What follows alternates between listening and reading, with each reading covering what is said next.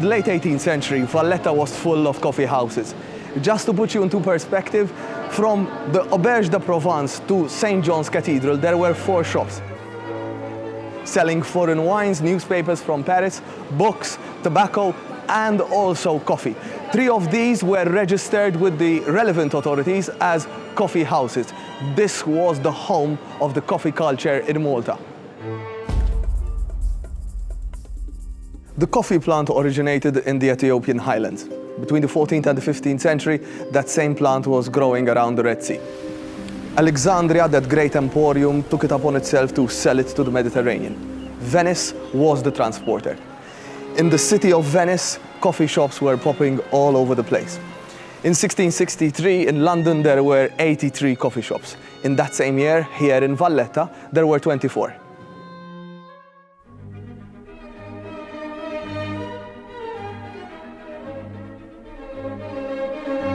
Our Valletta, however, claims its very own ode to this beverage.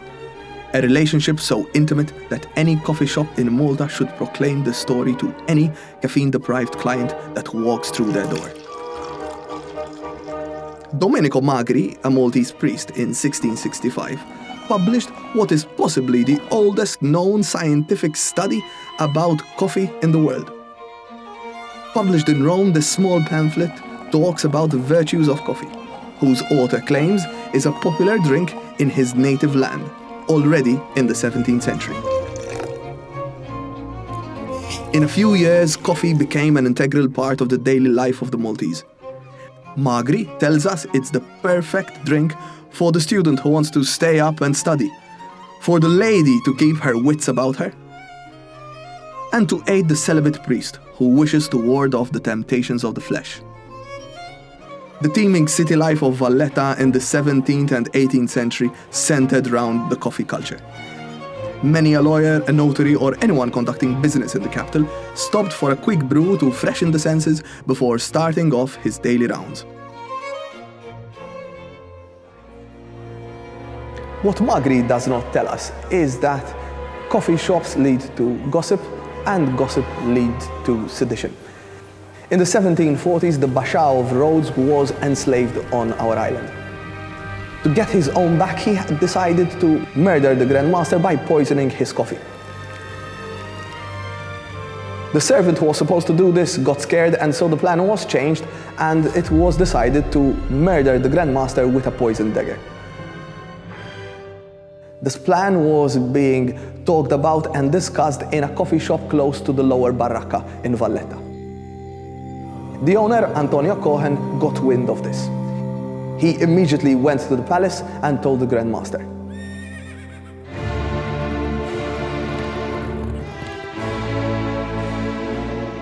The Grand Master simply decided to order a mass execution. Torture and executions were the order of the day in Valletta. Cohen, for his contribution, was given a palace at Merchant Street and a lifelong pension. Sometimes being a snitch pays off. If coffee led to sedition, we are told by Angelo Cilia that it also generated some energy to those who had lost it. Angelo Cilia was in front of the magistrate of the Tribunale degli Armamenti. What was the Tribunale degli Armamenti? It was the prize court of the Maltese corsairs. It is where the corsairs were trying to save face. They had a very bad reputation, and it was not for nothing. In this case, Giuseppe Estedan, a corsair lieutenant who was on board a captured Turkish prize, decided to search the crew. There was a priest who was, according to him, hiding a bag of monies under his tunic. Enraged, Estedan punched him, knocked him to the floor, and the priest was knocked out of his senses. From underneath the tunic, a bag of gold coins was discovered. The cook on board the Maltese corsair ship decided to revive the priest. What did he do? He brewed some coffee and spiced it with the rum which was found on board.